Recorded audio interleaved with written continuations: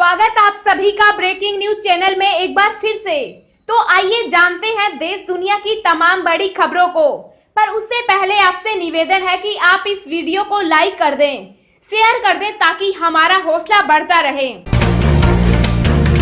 Modi cabinet की बैठक में हुए कई अहम फैसले। रिजर्व बैंक के दायरे में आएंगे कोऑपरेटिव बैंक। मुद्रा शिशु लोन पर ब्याज में 2% की छूट। जी हां, प्रधानमंत्री नरेंद्र मोदी की अध्यक्षता में कैबिनेट बैठक में कई अहम फैसले लिए गए।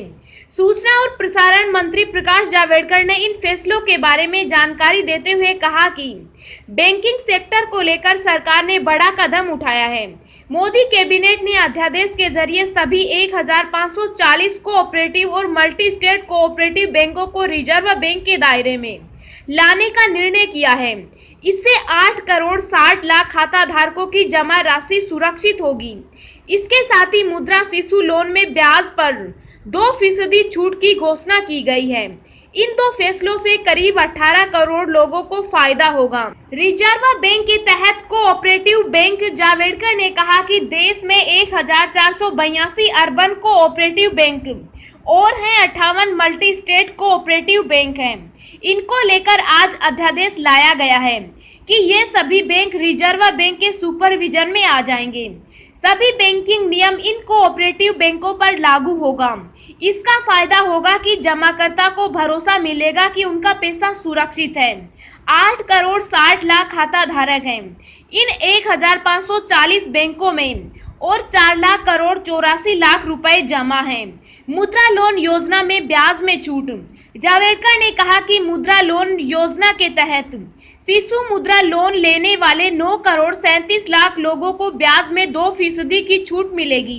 ठेले और रेहड़ी पटरी वाले या छोटे दुकानदारों मुद्रा योजना से पहले साहूकारों से पैसा लेते थे, उन्हें बहुत ब्याज चुकाना होता था। अब उन्हें बैंकों से पैसा मिलता है, उन्हें अब 2% की छूट मिलेगी। छोटे आदमी को बड़ा फायदा देने वाली योजना है। 1 जून 2020 से यह योजना लागू होगी और 31 मई 2021 तक चलेगी। इसके लिए इस वर्ष में 1540 करोड़ रुपए खर्च किए जाएंगे। कुशीनगर में अंतर्राष्ट्रीय एयरपोर्ट। प्रकाश जावड़ेकर ने उत्तर प्रदेश के कुशीनगर में अंतर्राष्ट्रीय एयरपोर्ट के जल्द निर्माण को लेकर लिए गए फैसले की जानकारी देते हुए कहा कि कुशीनगर बौद्ध सर्किट का केंद्र है, वहां अंतर्राष्ट्रीय स्तर का एयरपोर्ट नहीं था। अब कुशीनगर में अंतर्राष्ट्रीय हवाई अड्डा बन रहा है। वहां 3 किलोमीटर का एयर स्ट्रिप बन चुकी है। अब एयर बस जैसा जहाज भी उतर सकता है। अंतर्राष्ट्रीय उड़ानें शुरू होने के साथ यहां भी विमान आने लगेंगे। यहां से बौद्ध सर्किट में जाने वाले लोगों को बहुत फायदा होगा। ओबीसी कमीशन का समय 6 महीने बढ़ा। केंद्रीय मंत्री प्रकाश जावड़ेकर ने कहा कि केंद्रीय मंत्रिमंडल ने अन्य पिछड़ा वर्ग यानी ओबीसी आयोग का कार्यकाल 6 महीने बढ़ाने का फैसला किया है। उन्होंने कहा कि आयोग को अन्य पिछड़े वर्गों से संबंधित विभिन्न सिफारिशें करने का काम सौंपा गया था, लेकिन कोरोना वायरस प्रकोप के कारण यह काम प्रभावित हुआ। आयोग को अन्य पिछड़े वर्गों के अंदर वर्गीकरण के मुद्दे पर गौर करने की भी जिम्मेदारी दी गई है। आयोग का कार्यकाल 31 जनवरी 2021 तक बढ़ाया गया है। म्यांमार में गैस उत्पादन। हमारा पड़ोसी देश म्यांमार ने 2 और गैस ब्लॉक में 909 करोड़ रुपए निवेश का विचार किया है। नए 2 ब्लॉक A1 A3 हैं। इन ब्लॉक्स में गैस का शोध होगा और गैस मिलेगा, उसका उत्पादन होगा। गैस तो तय है, उत्पादन शुरू करने के लिए 909 करोड़ रुपए रखे गए हैं। यह मोदी जी के लुक ईस्ट नीति का उदाहरण है। पशुधन के लिए 15,000 करोड़ रुपए की योजना। जावड़ेकर ने कहा कि पशुधन को लेकर बड़ा फैसला किया गया है। पशुधन विकास के लिए 15,000 करोड़ रुपए का यह कार्यक्रम पहली बार सबके लिए खुल रहा है। इससे दूध उत्पादन बढ़ेगा, निर्यात बढ़ेगा और लोगों को रोजगार मिलेगा। National space promotion and authorisation centre का गठन। Automatic energy and space minister Jitendra Singh ने कहा कि सरकार ने national space promotion and authorisation centre के गठन का फैसला लिया गया है। इस संस्था का काम प्राइवेट इंडस्ट्रीज को स्पेस एक्टिविटीज के लिए गाइड करना होगा। इसका काम सभी को जोड़कर साथ में काम करना है। पाकिस्तान की ओर से फिर आ रहा टिड्डी दल, इन राज्यों में खतरा। जी हां, देश में एक बार फिर पाकिस्तान से आने वाले टिड्डी दल का खतरा मंडरा रहा है। जानकारी के मुताबिक पाकिस्तान से आ रहे करोड़ों टिड्डियों का दल तेजी से राजस्थान की ओर बढ़ रहा है। यहां हाई अलर्ट घोषित किया गया। इसके अलावा मध्य प्रदेश और गुजरात में भी खतरा है। इन राज्यों में टिड्डी दल को रोकने की तैयारियां शुरू कर दी गई है। टिड्डियों के झुंड पर कीटनाशकों के छिड़काव के लिए हवाई जहाज, हेलीकॉप्टर और ड्रोन तैनात कर दिए गए हैं। देश में मानसून सक्रिय है और इसके साथ ही एक बार फिर टिड्डी दल का खतरा मंडराने लगा है। टिड्डी दल हमले से प्रभावित होने वाले राज्यों के साथ केंद्र के स्तर पर भी टिड्डी उन्मूलन की पूरी तैयारी कर ली गई है। केंद्रीय कृषि मंत्रालय में इस संबंध में उच्च स्तरीय बैठक में इस समस्या से निपटने के बारे में अब तक उठाए गए कदमों की समीक्षा की गई। टिड्डी दल के प्रकोप की गंभीरता को देखते हुए केंद्र ने इंग्लैंड से ड्रोन आधारित 60 एयर स्प्रेयर आयात करने का ऑर्डर दे दिया है। इसकी पहली खेप में 15 स्प्रेयर पहुंच गए हैं, जबकि बाकी 45 एयर स्प्रेयर इस महीने के आखिर तक आ जाएंगे। दोस्तों, अगली खबर जानने से पहले आपसे एक रिक्वेस्ट है कि इस वीडियो को बनाने में मुझे बहुत ज्यादा मेहनत लगती है, तो इस मेहनत के लिए वीडियो को एक छोटा सा लाइक जरूर करें। कांग्रेस में राहुल गांधी को अध्यक्ष बनाने की उठी मांग, अशोक गहलोत बोले।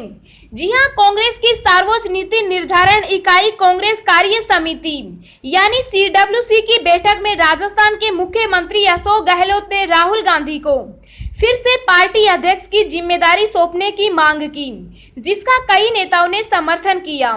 CWC की बैठक से जुड़े सूत्रों ने बताया कि फिर से अध्यक्ष बनाए जाने की मांग पर राहुल गांधी की तरफ से कोई प्रतिक्रिया नहीं आई। दूसरी तरफ कांग्रेस के संगठन महासचिव KC वेणुगोपाल ने CWC की बैठक में राहुल गांधी को फिर से कांग्रेस अध्यक्ष बनाए जाने की मांग के बारे में पूछे जाने पर कहा कि बैठक में सिर्फ भारत चीन गतिरोध, कोरोना संकट, अर्थव्यवस्था की स्थिति और पेट्रोल डीजल की कीमतों में लगातार की जा रही बढ़ोतरी पर चर्चा हुई है। बैठक में अशोक गहलोत ने कहा कि राहुल गांधी को फिर से अध्यक्ष बनाया जाना चाहिए। कई नेताओं ने इसका समर्थन किया। एक नेता ने यह भी मांग की कि पार्टी का डिजिटल अधिवेशन बुलाकर राहुल गांधी को अध्यक्ष पद की जिम्मेदारी फिर से सौंपी जाए। गौरतलब है कि पिछले लोकसभा चुनाव में कांग्रेस की करारी हार के बाद राहुल गांधी ने हार की जिम्मेदारी लेते हुए पार्टी अध्यक्ष पद से इस्तीफा दे दिया था। बाद में सोनिया गांधी को फिर से यह जिम्मेदारी सौंपी गई।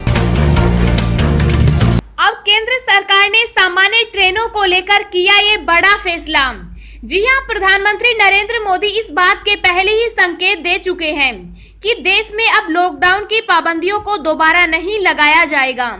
सरकार छूट का दायरा लगातार बढ़ाती जा रही है। देशवासी यही सोच रहे हैं कि देश में रेलवे की सुविधाएं सामान्य कब होंगी। हालांकि केंद्र सरकार की ओर से जो संकेत मिल रहे हैं उनके अनुसार तो लगभग 3 महीने से ठप पड़े ट्रेनों के संचालन के फिलहाल सामान्य होने की संभावना नहीं है।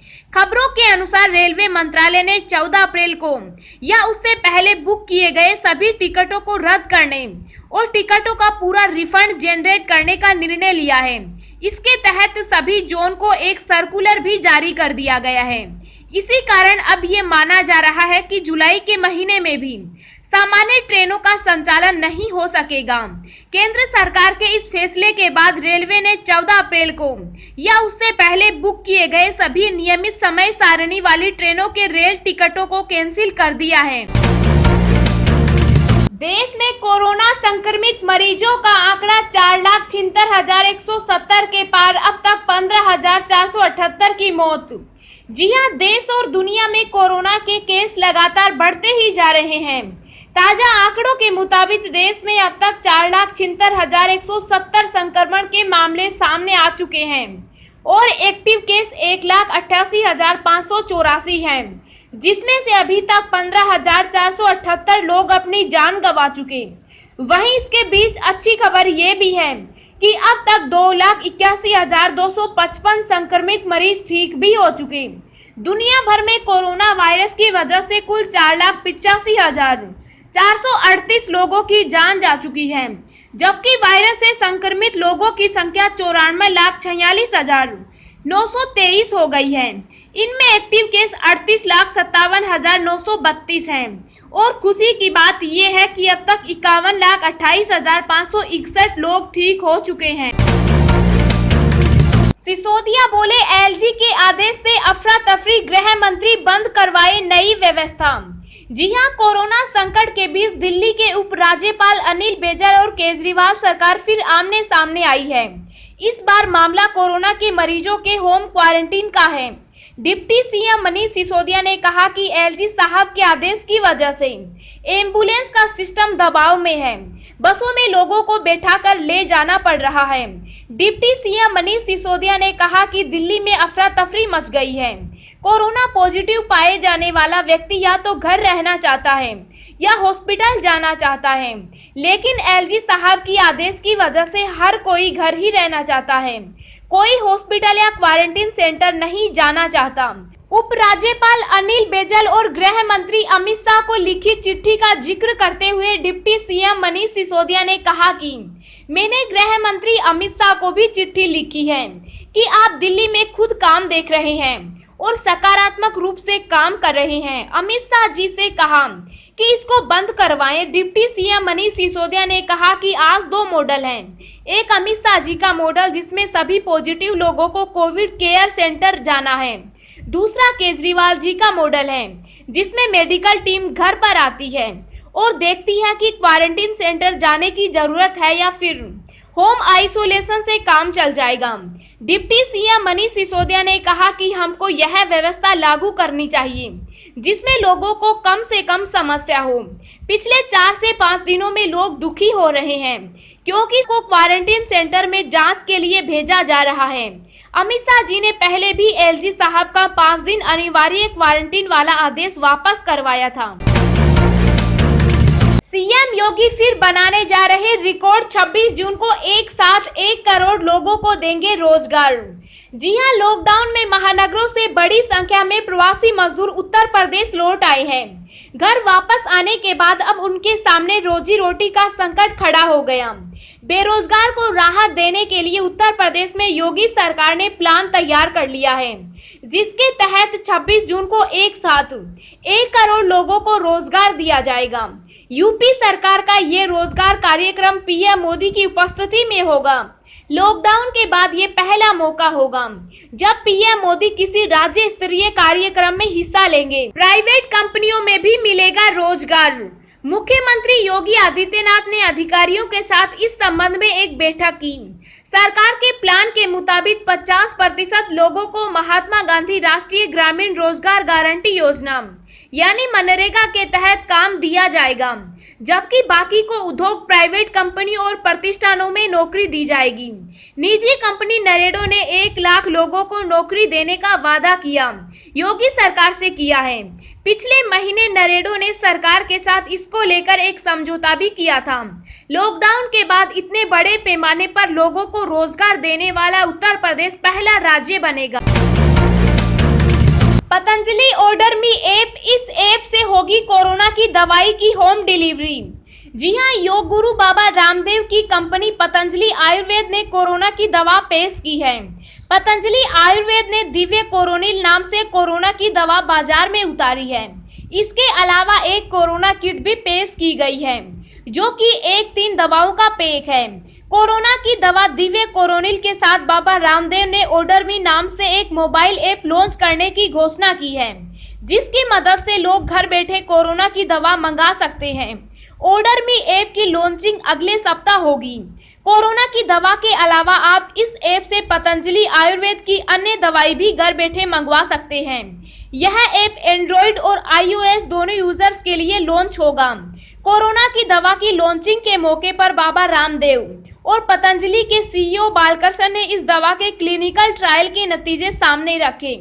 इस दवा को पतंजलि रिसर्च इंस्टीट्यूट और national institute of medical science Jaipur ने मिलकर तैयार किया है। इसका उत्पादन हरिद्वार की दिव्य फार्मेसी और पतंजलि आयुर्वेद लिमिटेड कर रहे हैं। दवा को लॉन्च करते हुए योग गुरु बाबा रामदेव ने कहा कि पूरे देश को कोरोना वायरस की दवा की प्रतीक्षा थी, इसलिए आखिरकार हमने दवा को तैयार कर लिया है।